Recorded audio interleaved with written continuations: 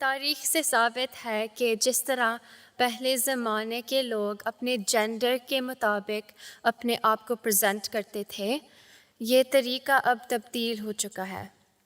مثال کے طور پر قدیم مصری زمانے میں مرد عام طور پر میک اپ استعمال کرتے تھے اور یہ ان کی مردانگی اور دولت کی علامت سمجھی جاتی تھی، لیکن اب یہ بات جینڈر نارمز کے خلاف سمجھی جاتی ہے۔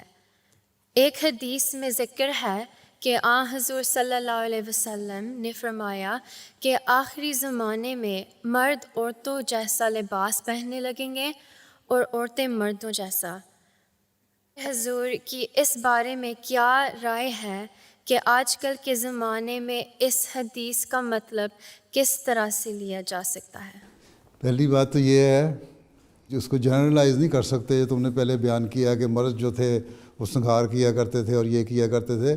بعض ٹریڈیشنز ہیں بعض قبیلوں کی، اور ان کے بھی جو خاص فیسٹیول ہوتے تھے اس میں وہ ایک اپنا خاص قسم کا میک اپ کر کے یا ڈریس پہن کے آیا کرتے تھے، اور اسی طرح عورتیں بھی میک اپ کر کے اور ڈریس پہن کے آتی ہیں۔ اور پرانے جو قبیلے ہیں، ایبوریجنز ہیں آسٹریلیا کے یا موری ہیں نیوزی لینڈ کے یا ریڈ انڈینز ہیں امریکہ وغیرہ کے، یہ سارے اپنے اپنے ان کے رواج ہیں، اور پرانی قوموں میں بھی تھے رواج، اس کے حساب سے وہ لوگ کیا کرتے تھے۔ لیکن یہ کہنا کہ جو عمومی طور پہ مرد جو تھا وہ عورتوں کی طرح پہنتا تھا اور عورت بن جاتا تھا، یہ غلط ہے۔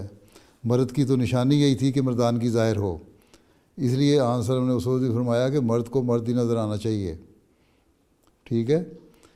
لیکن ایک وقت ایسا آئے گا جب مرد عورت کی پہچان نہیں رہے گی، جو حصے ہیں وہ ختم ہو جائیں گی، جو پریفرنسز ہیں وہ بدل جائیں گی، ترجیحات بدل جائیں گی، ٹھیک ہے۔ اس وقت ہر ایک اپنا حق نہیں پہچاننے والا ہوگا، اور اسی کا نتیجہ یہ نکل رہا ہے کہ برائیاں پھیل رہی ہیں۔ اب جب جینڈر چینج کرنے کا رواج پیدا ہو گیا، اس لیے اس قسم کی جب برائیوں میں انسان ملوث ہوتا ہے تو خیال بھی پیدا ہو جاتا ہے، وہ ماحول اس پہ اثر ڈالنے لگ جاتا ہے۔ لڑکی کہتی ہے میں لڑکا بننا چاہتی ہوں، لڑکا کہتا ہے میں لڑکی بننا چاہتی ہوں، یا نہیں بھی وہ بننا چاہتے تو بعض ایسی حرکتیں کرتے ہیں۔ لڑکوں نے بوندے پہن لیے، کانوں میں بوندے پہننے شروع کر دیے، لمبے بال رکھنے شروع کر دیے، تو حضرت نے فرمایا کہ مرد اور عورت میں فرق ہونا چاہیے۔ مرد کو اپنی مردانگی کے جو اصول ہیں اس کے مطابق مردانگی دکھانی چاہیے، اور عورت جو ہے وہ صنف نازک ہے، اس کو اس کے حساب سے رہنا چاہیے لباس میں۔ تو جب یہ چیزیں بدل جاتی ہیں تو وہی آخری زمانے کی نشانی ہے۔ اس وقت پھر ایسے حالات جب بدلتے ہیں کہ جب سارا بگاڑ پیدا ہونے لگ جاتا ہے، دنیا میں فساد پیدا ہونے لگ جاتے ہیں، تو اللہ تعالیٰ اپنے فرشتادوں کو بھیجتا ہے، اپنے قریبیوں کو، اپنے پیاروں کو بھیجتا ہے دنیا کی اصلاح کے لیے۔ اور اس زمانے میں حضرت مسیح علیہ السلام کو اس لیے اللہ تعالیٰ نے بھیجا ہے کہ وہ صحیح تعلیم بتا کے اور انسانوں کو ان کے حق بتا کے کہ تمہارے کام کیا ہیں۔ حضرت مسیح نے فرمایا کہ میں 2 مقصد لے کے آیا ہوں، ایک یہ کہ بندے کو خدا سے ملانا، اور دوسرا یہ کہ بندوں کے آپس کے حقوق ادا کرنا اور اعلیٰ اخلاق دکھانا۔ تو یہ اخلاق جو ہیں وہ کیا ہے؟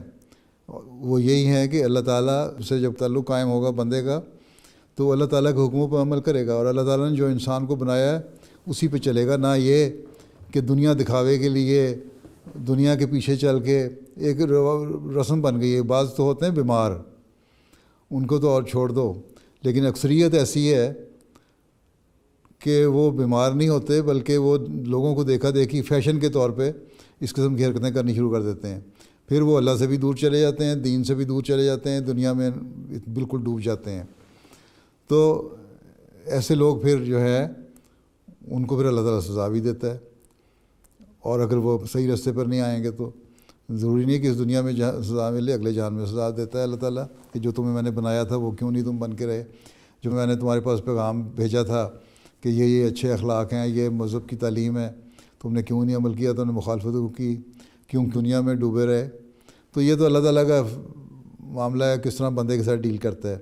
لیکن یہی بات ہے کہ اس زمانے میں آزادی کے نام پر اور فریڈم آف ایکسپریشن اور ہر قسم کا جو فریڈم ہے اس کے نام پر جو مرضی انسان چاہے کرنے لگ جاتا ہے، اور یہ پھر برائیوں کی طرف لے کے جاتی ہے. اسی سے آہستہ آہستہ انسانی نسل بھی ختم ہو رہی ہے، اور یہ برائیاں بڑھ بڑھ کے آخر میں جن قوموں میں زیادہ ہو جائے گی وہ قومیں تباہ ہو جائیں گی، جس طرح پہلی قومیں تباہ ہوتی رہیں.